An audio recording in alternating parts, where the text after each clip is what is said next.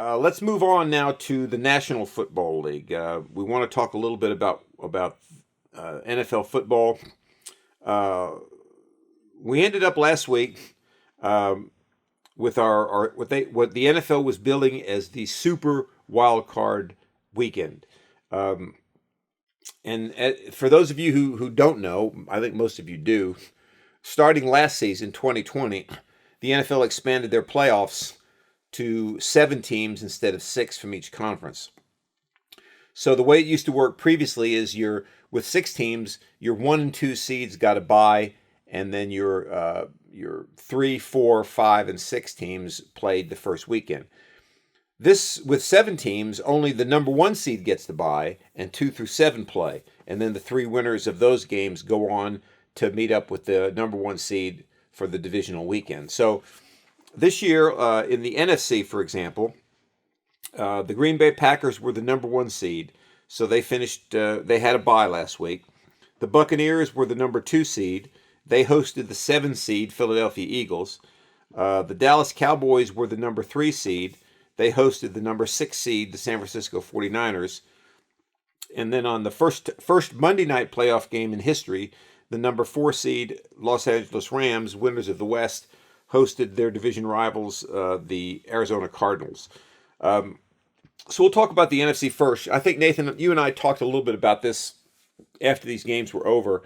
It was pretty obvious after this was over that the number 7 seeds really shouldn't have been in the playoffs. I mean, since we're talking about NFC, that would be the Eagles right now. I mean, they were manhandled by the Buccaneers.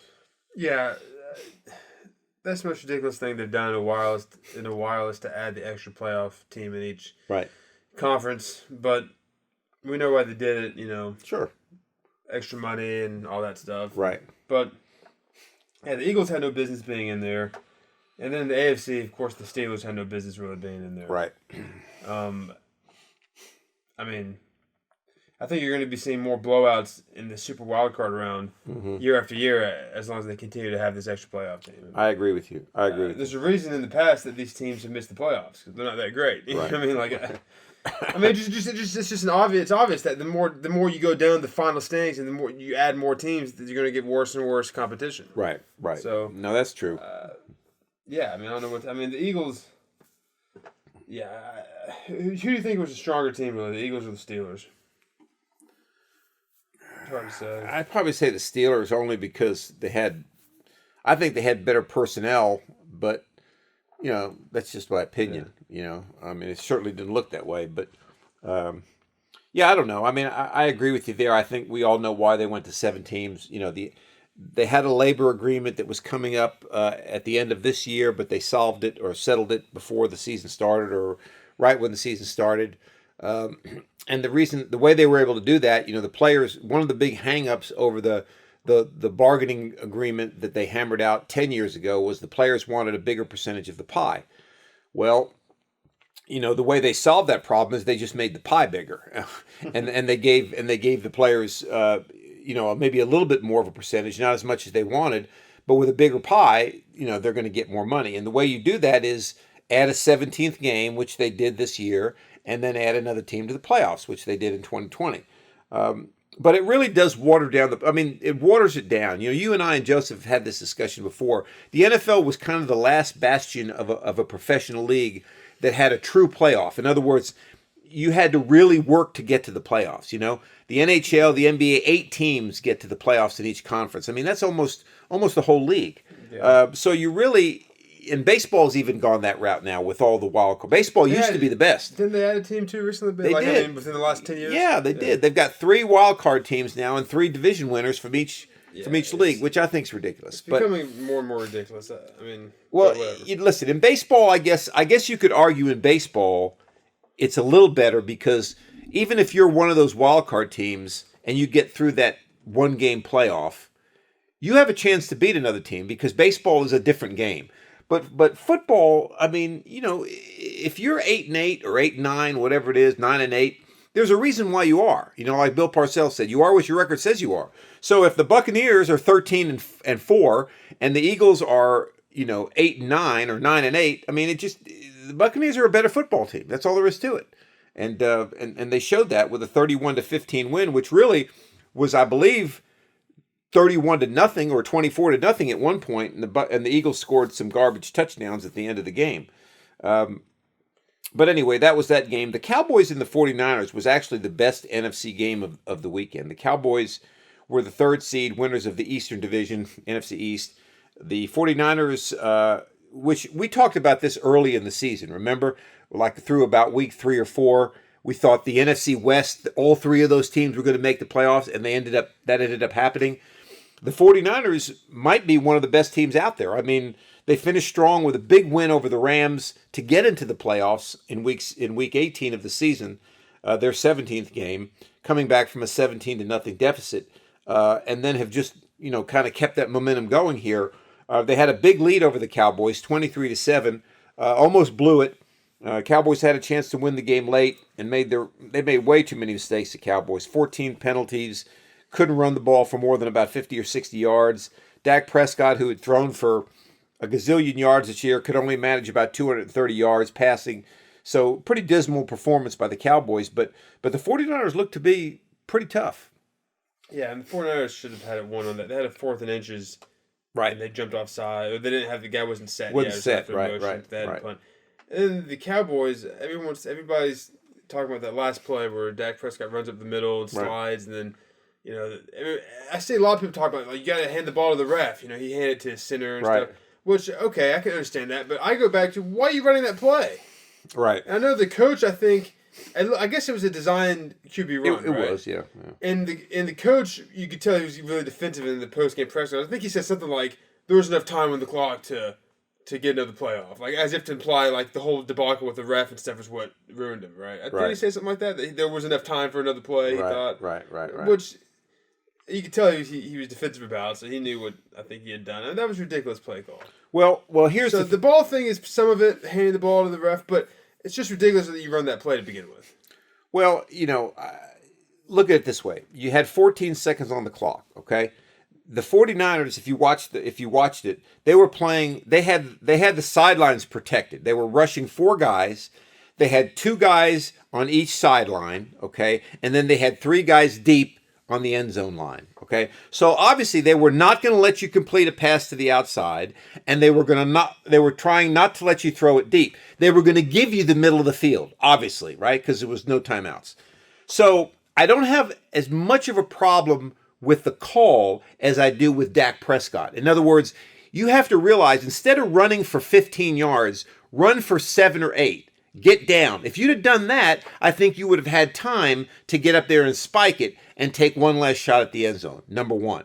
2, to go along with your point, you were at the 34-yard line, throw it into the end zone right there, okay? Or try, just try to go for it right there.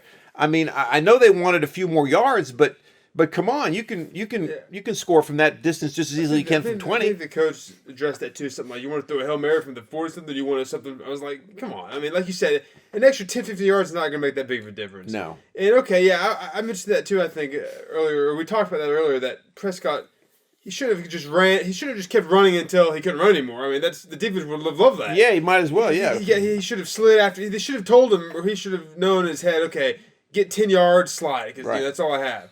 But to your point too, they're giving you the middle of the field like that. Why not just run like a quick slant or some type of end right over the middle?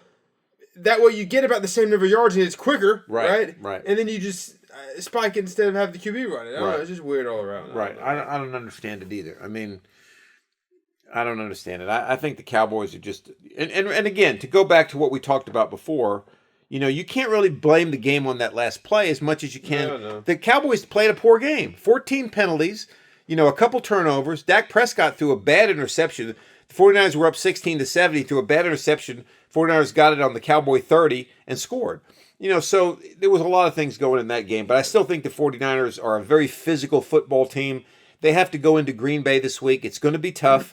Lambeau Field, the frozen tundra, cold, Aaron Rodgers. But I think if anybody can do it, it's them. And the reason is they remind me of the Giants from about 10 years ago. They can pressure the quarterback and get sacks with 4 guys, with their front 4, Okay, and when you do that, you can drop 7 guys into coverage, which makes it a lot harder for the quarterback to find open receivers, and it makes it a lot easier for you to negate a quarterback like a Rodgers or a Brady. If you blitz them, they know exactly where they're going with the ball. They know exactly how much time they've got. It's very hard to blitz guys like that because they're so smart and they're such good quarterbacks. So we'll see. Do you think I've heard some talk of this kind of? Do you think they get rid of Mike McCarthy, the Cowboys? Yeah, there's been talk. I don't think they're going to get rid of him this year. I think one of the Joneses might have even said that it's not going to happen. No, I mean, it'd be a mistake. I think it'd be a mistake. I mean, not right now. He did make the playoffs.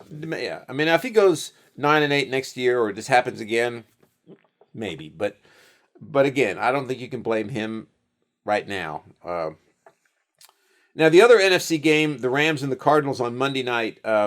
Blowout. I mean, the Rams took a 21. Really, the turning point. I say turning point. The end of that game was the Rams were up 14-0. They had the Cardinals pinned on their own 2-yard line. Kyler Murray drops back to pass. The Rams pressure him. Guy gets on him around the waist. He's going to go down for a safety. Kyler Murray just flings the ball up in the air. I don't know what he was thinking, but he just throws it up in the air like trying to get it out of bounds. Ram guy intercepts it at the 3-yard line and runs in for the touchdown. That was it. It was 21-0. And they cruised on to a 34-11 win. I think I saw it was the shortest pick six in playoff history or something. Yeah, like that. I mean, it was ridiculous. I mean, Matthew Stafford was as good as advertised. And I'll tell you something that a lot of people. Odell Beckham had a great game. All right, if Odell Beckham plays like he did Monday night, the next few weeks, the Rams have a good chance to get to the Super Bowl. Especially since the Bucs lost their kind of number one guy in Antonio Brown. Yes. The Bucs are really hurting at wide receiver, and I think that's going to hurt them a lot when they get deeper. If they have to play, I think the Bucs will win. Let me just. I guess he's not the number one. I guess what's his name, Evans is, but yeah, one of their top guys. All right, then let's look at the AFC real quick. You alluded to the fact. I think you were talking a little bit about the Steelers not being. Yeah, the Steelers ended up getting hammered pretty well, 42-21 by the Chiefs. The only really meaningful score the Steelers got was they sacked Mahomes. He fumbled the ball on his own 20, and T.J. Watt or whatever J is ran into the end zone, and they were up 7-0. And after that, the Chiefs I think scored 35 unanswered points to go up 35-7. I want to talk a little bit. We talked a little bit about this before, but the interesting reason why the Steelers got into the playoffs. Going into the last week of the season, for the Steelers to get into the playoffs, well, let me step back. The Patriots had already secured a playoff spot, so there were 2 wild card spots left. The Colts were eliminated by virtue of their stunning loss to the Jaguars. Otherwise, they would have been in one of those spots, and I think that would have eliminated the Steelers because the Chargers and the Raiders played on Sunday night for that other playoff spot. So had the Colts taken care of business, they would have eliminated Pittsburgh. But the Colts lost. So now you've got 2 spots available. So the winner of the Chargers-Raiders game had one of those spots. For Pittsburgh to get in, they had to beat the Ravens, and the Chargers-Raiders game had to at least not end in a tie. Had it ended in a tie, the Chargers and the Raiders would have made the playoffs, and the Steelers would have been out. So going into that, the Colts lose, the Steelers beat the Ravens, so now they sit back and wait for the Charger-Raider game. And wouldn't you know that game came down to a final kick as time expired in overtime to avoid a tie. I mean, it would have been a script that I don't think you could have written if you wanted to, and you're a movie guy. I mean, it was a weird game, but and it almost ended in a tie. What's the deal too that looked like if you look at one of the Raiders players looks like he told one of the Chargers players at the end of the game that they were taking a knee, before the Chargers called that timeout. And right. Somewhere else, I think that was referenced. I think Carr maybe said that they were David considering. Carr, yeah. Was it Derek? Derek Carr. Derek Carr. That they were considering that they would change their game plan or something. I don't know. Well, it did. I think it did for a couple reasons. I don't remember the exact yard lines, but I know the timeout that the Chargers called allowed the Raiders to run another play. And that play picked up 8 yards, which gave them a legitimate chance at a field goal. I think it was a 47-yard field goal. So the thinking there is, and we talked about this too, the thinking there is, okay, let's try for the win. If he misses it, we tie, we go to the playoffs.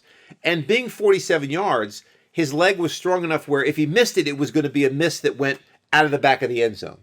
If you try a 55-yard field goal, right, the Chargers can put a guy back there to return a missed kick. And now if your kick doesn't get there, the Chargers could actually return it and win, and you lose. And I don't understand a whole lot about kicking, but as I understand, the farther back you go, he has to kick it more on a lower angle, lower trajectory. So right. There's more of a chance of a block, I guess. Exactly. Yeah. So it's possible that timeout allowed the Raiders to get within a range where they could at least try a field goal.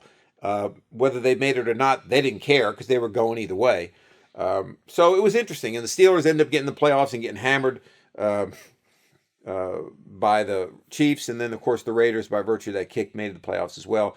The Chiefs were the Chiefs. They started out a little slow, like they seem to be this year, but Kelsey had a great game, scored a touchdown.